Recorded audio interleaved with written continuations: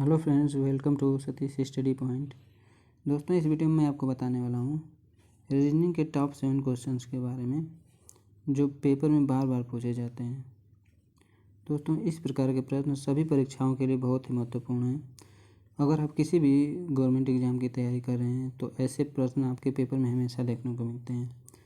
दोस्तों, ये रीजनिंग का पार्ट 2 है। इससे पहले हमने पार्ट 1 बना रखा है। अगर आपने नहीं देखा है तो आप जाके उस वीडियो को ज़रूर देखें, क्योंकि अगर आप शुरू से वीडियो को देखेंगे तो आपको चीज़ें अच्छी तरह से समझ में आएंगी। और इसमें हम साथ ये भी देखेंगे कि आप कैसे ऐसे क्वेश्चन को बिना पेन पेपर के कुछ ही सेकंड में आसानी से हल कर सकते हैं।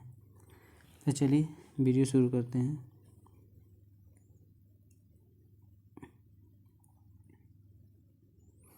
सबसे पहला क्वेश्चन इसमें दिया है, यदि किसी सांकेतिक भाषा में नेटवर्क को इतना लिखा जाता है, उसी भाषा में COMPUTE को किस प्रकार लिखेंगे। आपसे पूछ रहा है, मतलब इसका रिलेशन जैसे इससे है तो इसका रिलेशन उसी प्रकार किससे होगा, ये आपसे पूछा है। तो ऐसे क्वेश्चन को करने के लिए सबसे पहले आपको क्या करना होता है कि आपको जो ये सेंटेंस दिया है इसको आप लिख लीजिए। यहाँ पे नीचे हम लिख लेते हैं, देखिए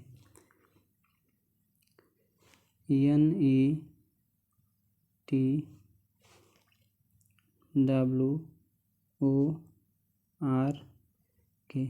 इतना लिखने के बाद अभी जो दूसरा सेंटेंस दे रखा है इसको हम इसके नीचे लिख लेंगे, JQNWSDM। इतना कर लेने के बाद आपको क्या करना है अब कि इन ऊपर वाले सेंटेंस का कोडिंग इसके ऊपर लिख लेना है, नंबर। तो जैसे देखिए, EN का होता है 14, E का होता है 5, T का होता है 20, इसी तरह W का होता है 23, O का होता है 15, R का होता है 18, K का होता है 11। और नीचे वाले का भी हमको इसका नंबर लिख लेंगे। J का होता है 10, Q का होता है 17, EN का होता है 14, W का होता है 23, S का होता है 19, D का होता है 4, EM का होता है 13। दोस्तों, इतना करने के बाद अब आपको क्या करना है, अब आपको देखना है सेंटेंस में कि ये क्या कर रखा है, क्या कर रहा है इसमें। तो देखिए, यहाँ 14 से यहाँ 10 हुआ है, 4 कम हुआ है, लेकिन यहाँ देखिए 5 से यहाँ 17 हो गया है, ये 4 कम नहीं हुआ है। तो इसका मतलब कि इसमें से माइनस नहीं किया है। अब हम क्या देखेंगे, अब देखिए एक चीज़ समझ में आ रहा है कि ये जो बीच वाला है W, इसको कुछ नहीं किया है, ये ऐसे का ऐसे लिख दिया है। अब देखिए, अब इधर K जो है इसका नंबर है 11, इसका कोड होता है 11, और देखिए यहाँ पे हुआ है 10। इसका मतलब इसमें से एक माइनस करके यहाँ लिखा है। अब हम देखते हैं इसका R, देखिए R का होता है यहाँ 18 को यहाँ एक माइनस करके लिखा है 17। तो इसका मतलब कि इधर से राइट साइड से, दाएं साइड से एक माइनस करके और इधर बाएं साइड में लिख रहा है। और इसमें देखिए यहाँ होता है N का होता है यहाँ लेफ्ट साइड में 14, तो इधर एक माइनस करके यहाँ लिखा है 13। तो इसका मतलब ये दाएं साइड से बाएं साइड में ला रहा है। तो इसी तरह इसी अगले वाले को हम देखेंगे, देखिए कैसे। अब इसमें हम इसको लिख लेंगे पहले COMPUTE।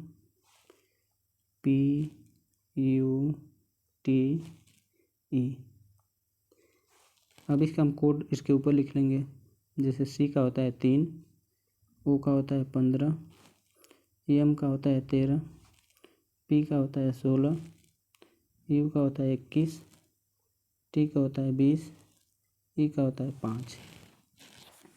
अब देखिए, पहले बीच वाले को ऐसे कैसे लिख लेंगे, P का हो गया P। अब देखिए इधर E का जो है कोड 5 है, इसमें से एक माइनस करके यहाँ लिख लेंगे, एक माइनस करेंगे तो आएगा 4 का हो जाएगा यहाँ पे D। अब इसी तरह टी का होता है 20, 20 में से एक माइनस करके यहाँ लिखेंगे तो 19 आएगा, 19 का हो जाएगा यस। इसी तरह यू का होता है 21 होता है दिया है, तो 21 में से एक माइनस करेंगे तो 20 आएगा, 20 का यहाँ पे लिखेंगे तो ये उसका हो जाएगा टी। अब देखिए इधर लेफ्ट साइड से, इधर सी का दिया है 3, 3 से एक माइनस करेंगे तो आएगा 2, 2 का यहाँ पे लिखेंगे तो 2 का हो जाएगा बी।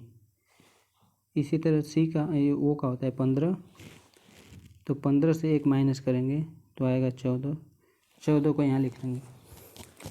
14 का होता है एन लिख लेंगे। अब एम से एक माइनस करेंगे, एम का होता है 13, 13 से एक माइनस करके इधर लिखेंगे तो 12, 12 का होता है एल। तो देखिए इसका बन गया कोड DSTPLNB। अब देखिए ये कौन से ऑप्शन में है, हमें इधर लिखना है इसका DSTPLNB। देखिए दोस्तों इसको मिटा लें।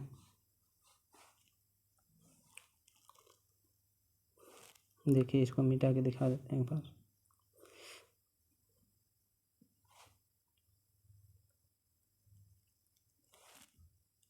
देखिए DSTPLNB, देखिए DSTPLNB मतलब ऑप्शन सी में आ रहा है, तो इसका मतलब इसका हो जाएगा ऑप्शन सी। देखिए इसका ऑप्शन सी सही हो जाएगा, इसमें मिल रहा है DSTPLNB, इसमें ऑप्शन सी इसका सही हो जाएगा। हम आशा करते हैं कि आपको ये प्रश्न अच्छी तरह से समझ में आ गया होगा। चलिए आगे देखते हैं। अगला क्वेश्चन है, श्रृंखला में रिक्त पदों को भरिए।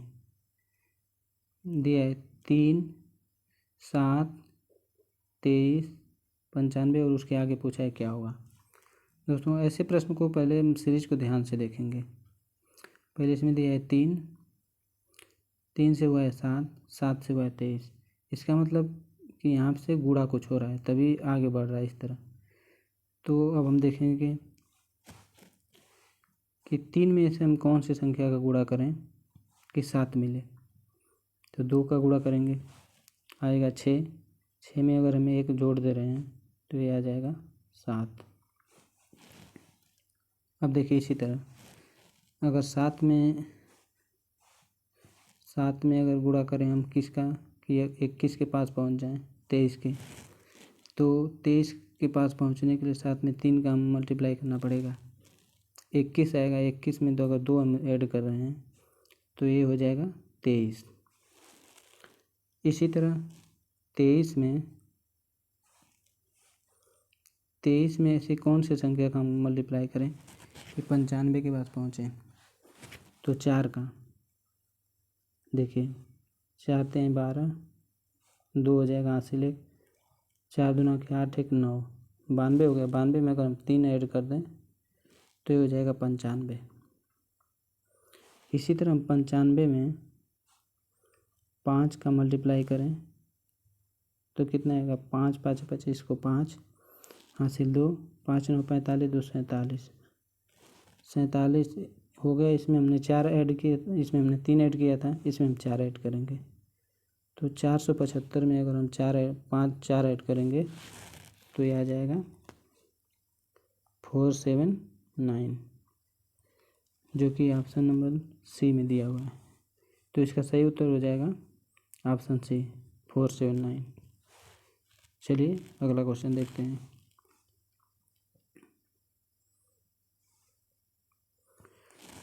दिया है बीते कल से एक दिन पहले गुरुवार था, तो रविवार कब होगा।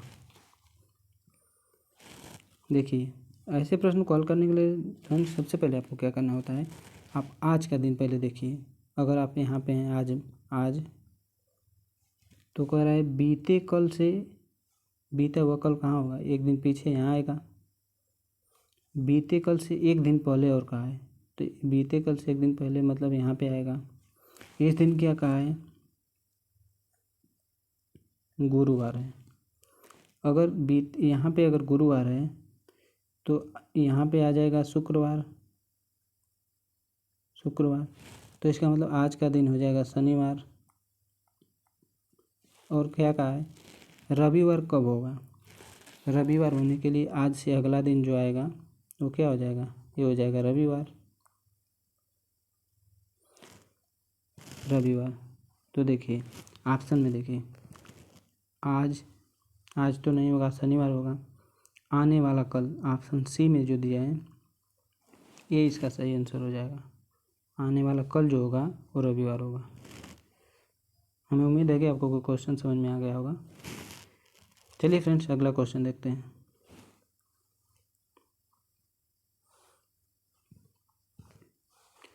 दिया है खाली स्थान को भरिए। दोस्तों इस प्रकार के क्वेश्चन को हल करने के लिए दो तरीका होता है। एक तो आप कॉलम से हल करिए ऊपर से नीचे की तरफ, या तो आप पंक्ति से लेफ्ट से राइट की तरफ। इसी तरह दो तरीके से हल किया जा सकता है। देखिए ऊपर से हम इसमें देखते हैं 8 में अगर 6 हम ऐड करते हैं तो क्या 12 आ रहा है, नहीं आ रहा है। तो इसका मतलब कि ऐसे कॉलम से हल नहीं होगा। तो हम पंक्ति से देखते हैं। देखिए यहाँ 5 और 3 को भी अगर हम ऐड करते हैं तो 2 नहीं आएगा। तो इसका मतलब ये एक कॉलम से हल नहीं होगा। अब देखिए हम इधर से देखते हैं इस तरह से। 8 में अगर हम 3 का गुणा करें तो 24 आएगा। 24 में हम ऐसा क्या करें कि 21 आए। 24 से अगर हम -3 कर दे रहे हैं तो ये आ जाएगा 21 आ जाएगा। इसका मतलब कि ये 8 में 3 का गुणा करके और ये बीच वाली संख्या हम इसको माइनस कर रहे हैं तो ये संख्या हमें मिल जा रही है। इसी तरह देखते हैं अगला में 6 में अगर हम 5 का गुणा करेंगे तो 30 आएगा। 6 × 5 = 30। और हम बीच वाली संख्या 5 को माइनस कर दे रहे हैं यहाँ पे तो ये आ जाएगा 25। इसी तरह देखिए इसको अगर 12 में हम 2 का गुणा कर दें तो ये आ जाएगा 24। 24 में अगर हम बीच वाले संख्या को माइनस कर दें तो ये आ जाएगा 22। तो इसका यहाँ पे सही आंसर होगा 22। दोस्तों ऐसे क्वेश्चन को हमेशा हल करने के लिए आप दो तरह से सोचिए। एक तो कॉलम ऊपर से नीचे की तरफ और एक पंक्ति में मतलब लेफ्ट से राइट की तरफ। तो देखिए आपको कुछ अगर मिलता है, जैसे यहाँ पे हमने 8 को 6 से गुणा किया लेकिन बहुत ज़्यादा हो जाएगा, हमें 12 चाहिए, तो ये तो होगा नहीं। तो इसी तरह अगर हम देखें या देखिए 3 में 5 का अगर गुणा करें तो ये भी ज़्यादा हो जाएगा, हमें 2 चाहिए था। इसका मतलब कि ये एक कॉलम से नहीं हल किया है। अब कॉलम से हल नहीं किया तो इसका एक ही ऑप्शन है कि ये पंक्ति से हल किया होगा। तो पंक्ति से हल करने के लिए हमने देखा कि 8 में अगर हम 3 का गुणा करें तो 24 आ रहा है। 24 से अगर ये बीच वाली संख्या अगर माइनस कर रहे हैं तो ये संख्या मिल जा रही है। तो इसी तरह इधर 12 में अगर 2 का आप गुणा करेंगे और ये बीच वाली संख्या को घटा देंगे तो ये 22 मिल जाएगा। हमें आशा है कि आपको क्वेश्चन समझ में आ गया होगा। तो इसका सही आंसर हो जाएगा ऑप्शन बी 22। चलिए अगला क्वेश्चन देखते हैं। अगला क्वेश्चन दिया है इसमें, यदि ए को 1 PAT को 37 तो पूछा है कि टी और पी को क्या लिखेंगे। दोस्तों ऐसे क्वेश्चन को हल करने के लिए आपको यहाँ देखिए ए का कोड दिया है 1, अब 1 का ए का कोड 1 होता भी है। तो इसका मतलब है कि एक कोड यहाँ पे सबका लिखा होगा। हम एक बार देख लेते हैं चेक करके। जैसे PAT, इसको सबको हम इसका कोड लिख लेनी चाहिए। जैसे पी का होता है 16, ए का होता है 1, टी का होता है 20। अब सबको हम ऐड कर लें, 16 1 17, 17 20 37। इसका मतलब ये सबका कोड लिख के आपस में ऐड किया है। इसी तरह हम TAP का लिखेंगे। देखिए TAP, टी का हो जाएगा 20, ए का हो जाएगा 1, पी का हो जाएगा 16। 16 1 17, 17 20 37। मतलब इसका भी आएगा ऐड करने पे टोटल 37। तो इसका भी सही ऑप्शन हो जाएगा 37, ऑप्शन बी। हमें आशा है कि आपको क्वेश्चन समझ में आ गया होगा। चलिए अगला क्वेश्चन देखते हैं।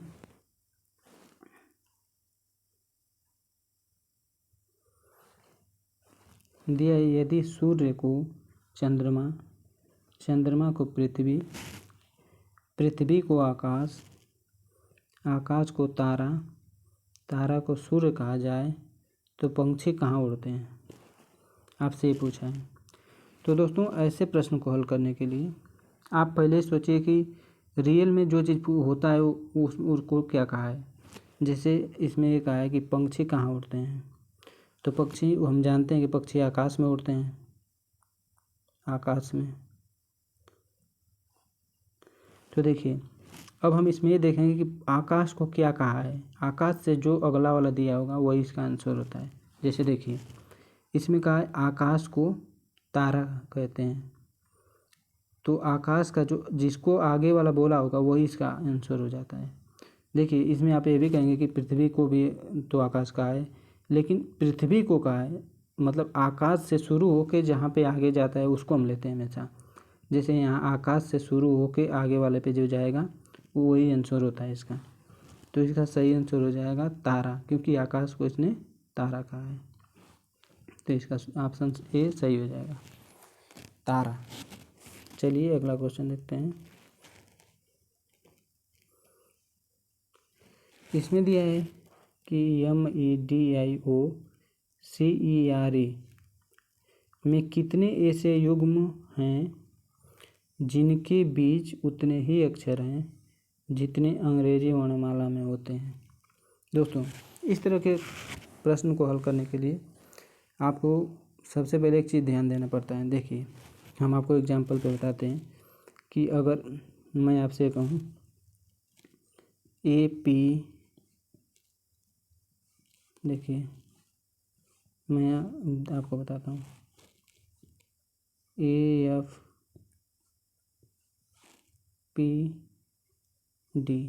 अगर ऐसे इसमें हम आपसे पूछें कि इसमें कितने अक्षर हैं जिनके भी उतने ही अक्षर आते हैं जितने अंग्रेजी वर्णमाला में हैं, तो इसको देखिए क्या करना होता है। जैसे हम ABCD को काउंट करते हैं, जैसे A के बाद क्या आया B के बाद क्या आया C के बाद क्या आया D।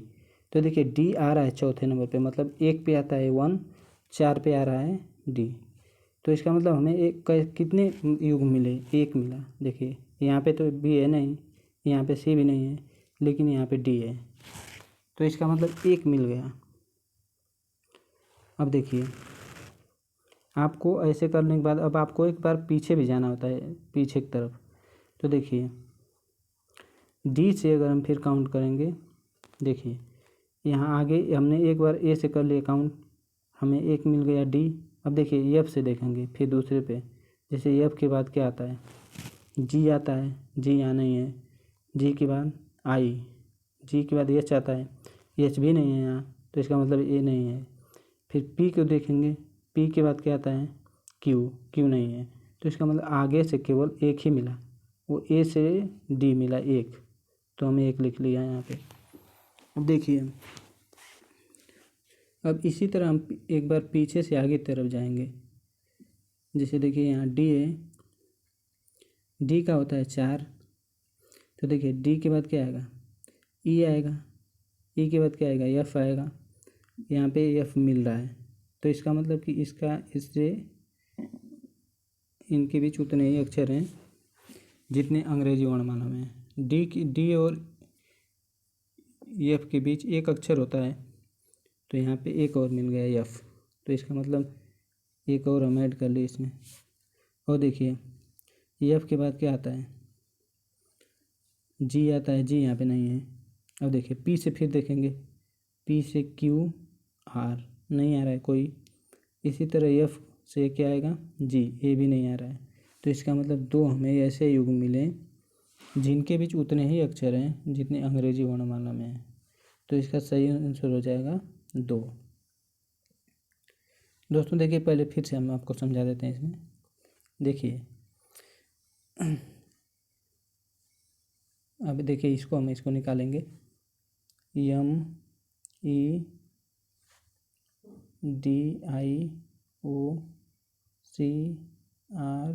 E। देखिए यम के बाद क्या आता है, NOPQRST, कोई नहीं मिला। अब देखिए ई से देखेंगे EFGHIJQ, इसमें भी कोई नहीं मिला। अब देखिए डी के बाद EFGHI, इसमें भी कोई नहीं है। अब देखिए आई के बाद आएगा जे के बाद आएगा के, फिर एल, फिर एम, ये भी नहीं है। अब ओ से देखेंगे, ओ के बाद पी आएगा, क्यू, आर, इसमें भी नहीं है। सी के बाद देखें डी, ई, एक मिल रहा है, सी से डी में एक मिल रहा है देखिए, तो यहाँ पे एक हम लिख लेंगे। अब देखिए अब इधर आगे से पीछे से जाएंगे आगे की तरफ, अब काउंट करते हुए ई के बाद FGHI, देखिए यहाँ आई आ रहा है, एक और मिल गया, तो हम इसको काउंट कर लेंगे। देखिए ई और आई के बीच 3 अक्षर होते हैं, तो ये 3 मिल रहे हैं, तो इसका मतलब एक पेयर मिल गया हमें। अब इसी तरह आर का करेंगे। आई के बाद देखिए, आई के बाद जे के बाद आएगा के, फिर एल, इसमें नहीं मिल रहा है कोई। अब देखिए आर से जाएंगे, आर के बाद एस, टी, देखिए फिर से इसको लिख लें,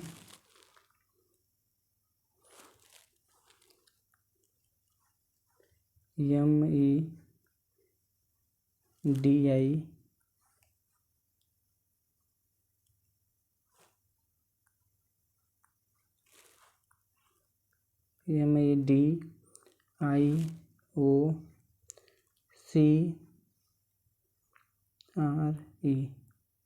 देखिए इधर से एक मिला था, MNOPQRST, नहीं मिला। ई के बाद देखिए EFGHIJK, नहीं है। डी के बाद DEFGHI, कुछ नहीं मिला। देखिए आई से IJKLM, इसमें भी नहीं मिला। अब देखिए ओ से OPQR, इसमें भी नहीं मिला। अब देखिए सी से, सी के बाद डी के बाद ई, एक मिल गया, एक पेयर मिल गया। अब देखिए आर के बाद यस, इसमें नहीं मिला। अब हम पीछे से जाएंगे आगे की तरफ, तो ये देखिए ई के बाद FGHI, आई मिल गया एक, तो एक लिख लिया। आई के बाद JKL, नहीं मिला। अब देखिए आर से लेंगे, RSTUVWX, इसमें भी नहीं मिला। अब देखिए सी से, सी के बाद DEFGH, इसमें भी नहीं मिला। अब देखेंगे ओ से, ओ के बाद PQRS, नहीं मिला इसमें भी। अब देखेंगे आई से, आई के बाद आएगा जे के बाद आएगा के के बाद आएगा एल, इसमें भी नहीं मिला। अब देखिए डी के बाद ई, एक मिल गया यहाँ पे। यहाँ से देखिए पीछे जाएंगे तो डी के बाद क्या आता है, ई, तो इसका मतलब एक और मिल गया। अब देखिए ई के बाद क्या आएगा, एम, इसका मतलब यहाँ नहीं मिला है। मतलब टोटल इसमें 3 ऐसे पेयर मिलेंगे हमें जिनके बीच उतने ही अक्षर हैं जितने अंग्रेजी वर्णमाला में होते हैं। तो इसका सही आंसर हो जाएगा 3, ऑप्शन डी इसका सही आंसर हो जाएगा 3। तो दोस्तों अगर वीडियो अच्छी लगे तो चैनल को सब्सक्राइब करें और अपने सुझाव कमेंट बॉक्स में ज़रूर कमेंट करें। धन्यवाद।